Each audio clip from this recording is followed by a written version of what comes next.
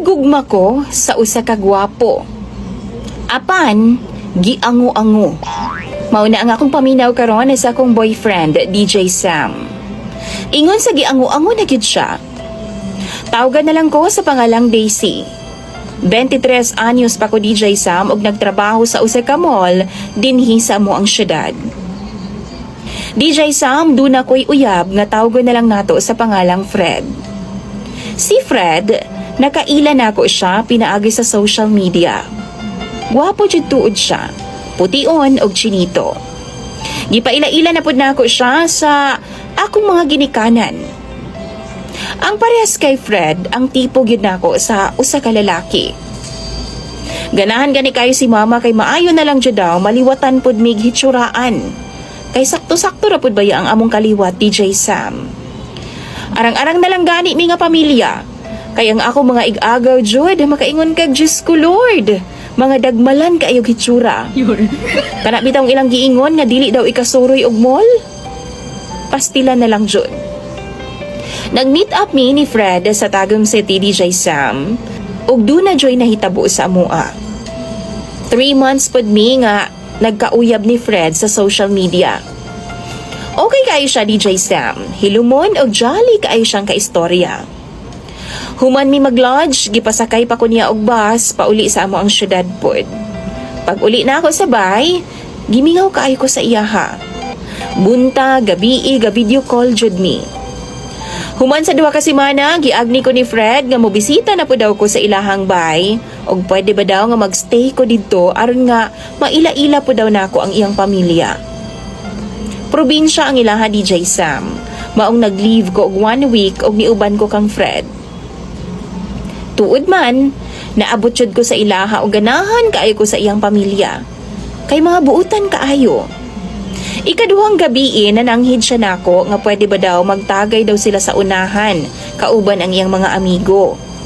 Ako ara pod siyang gisugtan kay naaraman siya sa duol sa ilang bay. Apan bandang 9:00 sa gabi DJ Sam, naghangos na nga mi pauli si Fred. Nakulbaan kayo ko. Nangutana ko ngano. Basin og nakakita siyag away DJ Sam, maong natarantar ko. Pero ana pa siya, tagam daw. Knockdown daw si Coco Martin. Nagsinumbagay daw sila sa ilahang kakawan. Wa rapod ko DJ Sam kay abi kog nagjoke lang si Fred. Apan lain naman kay iyahan namang balik-balikon. Gikulata lagi daw niyag taman si Coco Martin. Gibiyaan ako siya DJ Sam og nisud ko sa kwarto kay nagkuha kog sinina niya kay lagi basa kaayo siya sa singot. Baho pa jud kaayong tuba.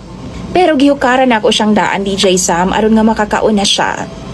Apan wa ko mag-expect sa akong nakita pagbalik nako. Nagpatong na siya sa lamesa. Nagpungko samtang gakaon. Hubo siya tanan DJ Sam ug ang iyahang tabadidoy ni sagol na sa iyang bahawan. Nikaon na pud og mumuho samtang siya gayaw-yaw kang Coco Martin ug uban pang mga artista nga iya halagi daw gipangkulata. Paglingit niya sa ako DJ Sam, dili na pangalan nako ang iyahang tawag, kundi Snow White na. Nihangyo ko sa mama niya nga didto lang ko sa ilaha matug ug maayo na lang kay misugot nga didto ko matug sa ilang kwarto. Kay grabe na gid kaay akong hadluka DJ Sam. Pagkaugma, naglali silang duha sa iyang papa kay di ay namatay ang ilahang turo nga kanding. Unsaon? Gipainuman daw og suka ni Fred. Nangutan ako kay Fred, ngano? Apa niingon siya DJ Sam nga gisamuka na gidaw kaayo siya sa ilahang kanding. Gikapoy na daw siya kay kapila daw sa usa ka gabi magsigi daw pangagda sa iyaha og jakul. Tinuod DJ Sam, gipagbigyan na daw niya ang kanding nila nga magjakul daw sila dungan. Pero dili gyud daw matagbaw. Maong sa kalagot daw niya kay uwagon daw kaayo ang ilahang kanding, iyahan na lang daw gipatay. DJ Sam, naghilak intawon ang mama ni Fred nga naglubong sa ilahang kanding. Samtang ako, grabe na gyud ang akong kakulba ug kaulion na gyud kaayo ko. Apan nahadlo ko mananghid kang Fred. Pagkagabi ana, nagrosaryo mi sa mama ni Fred. After 30 minutes, pagawas na ako, iya akong giingnan nga dili daw ko magpada sa iyahang mama. Di daw ko magtuo-tuoan ang giampuan sa iyang mama. Kanang Ginoo sa iyang mama kay bayot daw na. Gipiangan na daw niya kaisa ang atong Ginoo DJ Sam. Maunang mahadlok daw sa iyaha. Tapos ako magluhod-luhod daw ko. DJ Sam, wa na jud ko makasabot niya, maong nitando na lang kog oo. Dunay mga higayon nga tarong baya pud si Fred. Apan usahay mulikoy gyud siya. Og bantayan ako nga mastorya baya siya no nga siya rang usa. Kung ako siyang supako, nasudlan daw kog dautan nga espiritu. DJ Sam, gakurog yun in taon ko samtang gaatubang kay Fred. Pati ang ilahang iro, DJ Sam, iyaha kong giingnan nga nasudlan daw og espiritu ni Nancy sa Momoland. Maong sexy ug gwapa daw kaayo mulakaw ang ilang iro. DJ Sam, nangutahan ako sa mama niya kung wa ba siya schedule nga mulakaw, kay murag wa naman gyud siya duty-duty. At tulon unta nako nga maglakaw si Fred, ayha ko mo pa uli sa amoa DJ Sam. Dunay kausa DJ Sam samtang didto ako nag-star. Nag-set up siya entablado sa atubangan jud sa balay. Kay mag-concert lagi daw sila sa air supply. Feel na feel kay niya nga nagkanta-kanta siya DJ Sam nga doon nagi siya daghan kay mga audience.